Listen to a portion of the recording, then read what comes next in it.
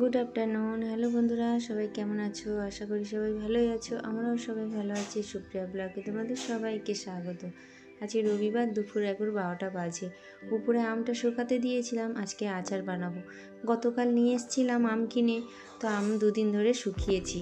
আজকের আচারটা বানিয়ে নেবো। শুকিয়ে নিলে আচারটা বেশ ভালো হয়, তাড়াতাড়ি খারাপ হয় না। আর কাঁচা আমের যদি আচার বানাও, সেটা একটু ঝাল ঝাল বানালেই বেশি ভালো লাগে। তো উপরে দিয়ে এসছি, দেখুন ছাদে দিয়েছি। আর ছাদে আমি গাছগুলোকে কিভাবে ঢেকেছি দেখাই, দাঁড়ান।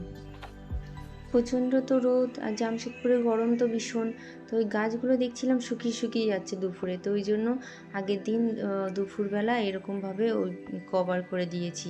এরকম নেট আমাদের কাছে ছিল, তাই এইভাবে কভার করে দিতে গাছগুলো একটু শান্তি পেল, না তো জ্বলে যাচ্ছিলো যেন গাছের গাগুলো। বেশ সুন্দর লাগছে, দেখুন অন্ধকার হয়ে আছে আর গাছগুলো মনে হলো জান ফিরে পেয়েছে। চলুন নিচে যাই, নিচে গিয়ে আচারটা বানাই। দুপুরের খাবার বানিয়ে নিয়েছি, এখন বানাবো আচার। গরমে তো কিচেনে ঢুকতে ইচ্ছা করছে না, কিন্তু কিছু উপায় নেই, এখন গিয়ে বানিয়ে নিই আচারটা, না তো আমটা নষ্ট হয়ে যাবে। বাস রান্নাঘরে চলে এসেছি। এই যে আমের আচার বানাবো। মশলা নিয়েছি শুকনো লঙ্কা, জিরে, ধনে, মৌরি, মেথি। মেথির পরিমাণটা অল্প নিয়েছি। বাস গোটা মশলাগুলো হালকা করে ভেজে তারপর ঠান্ডা হলে গুঁড়ো করে নেব। আমার ঠাকুমার কাছ দিয়ে আমি এই আচার শিখেছিলাম। ঠাকুমা আচার বানাতো আর আমি বসে থাকতাম। তো আচার বলতে এরকম শুকনো খোলায় আগে গোটা মশলাগুলো ভেজে নিতে হয়, তারপরে সর্ষের তেলের মধ্যে আমগুলো ভেজে বানালে আম নাকি অনেক দিন থাকে, অনেক বছর বছর ওই আচার দেখবেন নষ্ট হয় না, কিছু হয় না, আর অনেক দিন থেকেও যায়। আর শুকনো লঙ্কাগুলো ভেজে নিয়েছি, এর মধ্যে ওই অল্প মতন একটু তেল দিলাম, সর্ষের তেল, আর হলুদ, আর হচ্ছে কি লবণ। আমি হলুদ আর লবণ দিয়ে শুকাতে দিইনি, যাতে আমটা জল কেটে গেলে আম আর না নষ্ট হয়ে যায়। ওই জন্য এই তেলের উপরেই হলুদ আর নুনটা দিলাম। এর মধ্যে আমগুলো দিয়ে বেশ ভালো করে ভেজে নেব। দুদিনে দেখুন আমগুলো কিভাবে শুকিয়ে গেছে। আম এত রোদ যে আম কড়া হয়ে গেছে শুকিয়ে। কিছুটা আম দিলাম তেলের মধ্যে, আর কিছুটা রয়েছে, বেশি না, 2 কিলো মতন তো আম নিয়ে এসেছিলাম, তার মধ্যে আবার 3টে মতন উঠিয়ে রেখেছিলাম একটু আমের শরবত খাবো বলে। আম পোড়ার শরবত খেতে হেভি লাগে, আর এখন তো লু চলছে, আম পোড়ার শরবত যত খাবে লু লাগার সম্ভব কম থাকে। চলুন, এইটা হয়ে গেছে, আর কয়েকটা রয়েছে, ওগুলোও ভেজে নেব। বাচ্চাদেরও তো গরমের জন্য স্কুলও সব ছুটি পড়ে গেছে। এত গরম এখানে, 45 ডিগ্রি 46 ডিগ্রি চলছে গরম জামশেদপুরে। ফার্স্ট জামশেদপুরে 46 ডিগ্রি গরম পড়েছে এই বছরে। বাচ্চাদের স্কুল সব ছুটি দিয়ে দিয়েছে। ওই জুনিয়র ক্লাসগুলো, সিনিয়র ক্লাস যেমন 9, 10, 11, 12গুলো হচ্ছে, ওদের তো এক্সাম চলছে, আর বাবাইদেরও এক্সাম চলছিল। এক্সামের মাঝখানেই বাচ্চাদের স্কুল বন্ধ করে দিয়েছে, এত গরম পড়েছে।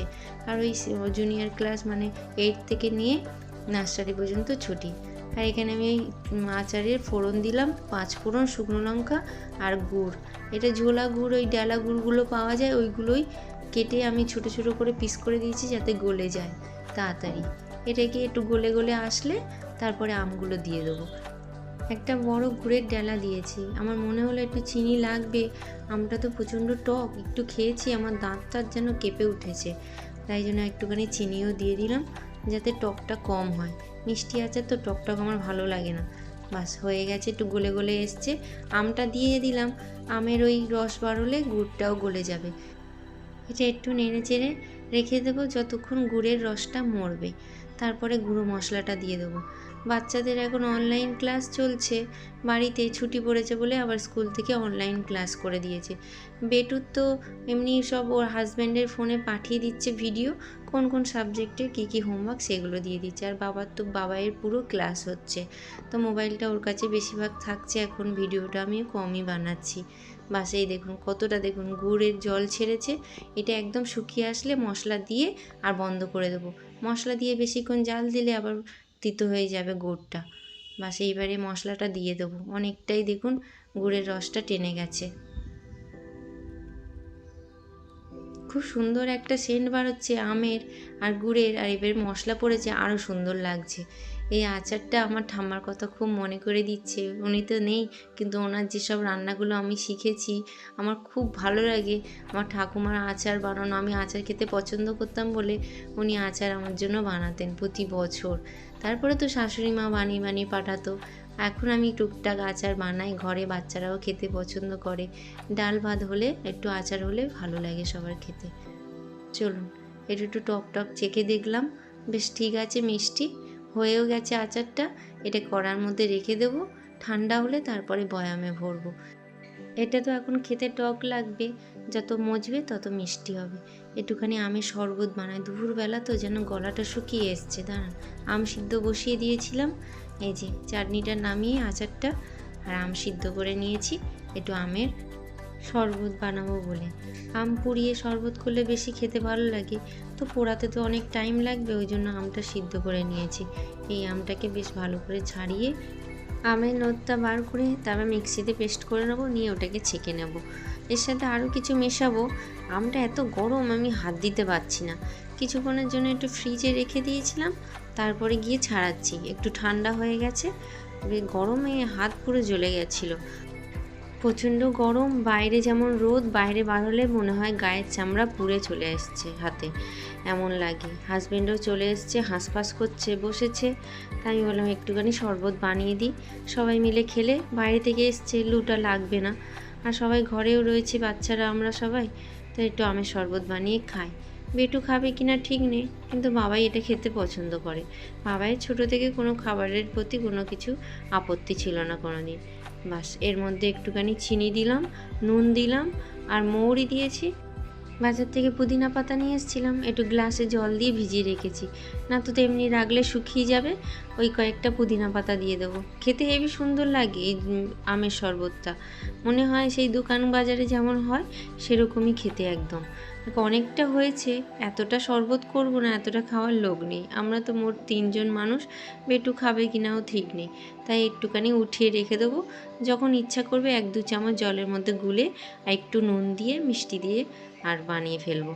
মিষ্টিটা মনে হচ্ছে কম হয়েছে, জানি না, একটু চেখে দেখতে হবে, মিষ্টি কম হলে আর একটু মিষ্টি দিয়ে দেবো। এখনকার আম তো প্রচণ্ড টক হয়, আর এই আচারের আমগুলো ভীষণ টক হয়।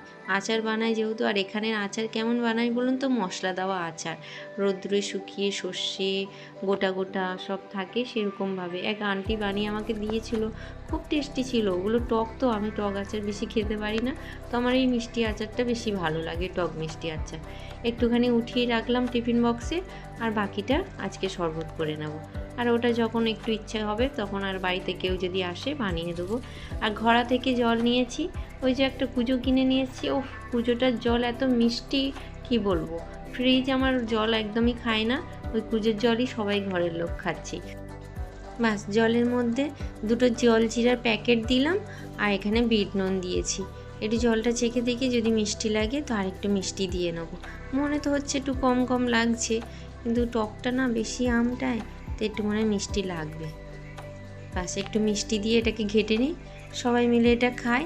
হাজব্যান্ড গেছে আবার ছাদে একটুখানি, ও আসলে ওকেও দিয়ে দেবো। আর এই ঘড়ার জল দিয়েই বানিয়েছি, এত সুন্দর খেতে লাগছে। আমের টেস্টটাও খুব সুন্দর হয়েছে, একটুখানি চেখে দেখলাম, খুব সুন্দর খেতে হয়েছে। বাস, আমের শরবতটা বানানো হয়ে গেছে, বাবাই আর হাজব্যান্ডকে দিয়ে দিই, দুজনে খা, একটু শরীরটা ঠান্ডা হোক, তারপর দুপুরে সবাই ভাত খেতে বসবো। দারুণ হয়েছে, পুদিনা পাতাটা দিতে আরও টেস্টটা বদলে গেছে। আর এই গরমে পুদিনা পাতা খেলে শরীরটা ঠান্ডাও হয়। আখের জুস খেয়েছিলাম সেদিনকে, পুদিনা পাতা দিয়েছিল, দারুণ খেতে হয়েছিল। চলুন দুপুরে ভাত খাবো, এখানেই তাহলে ভিডিওটা শেষ করছি। সবাই ভালো থাকবেন, সুস্থ থাকবেন, নিজেদের খেয়াল রাখবেন। ভিডিওটা ভালো লাগলে অবশ্যই একটা লাইক করবেন।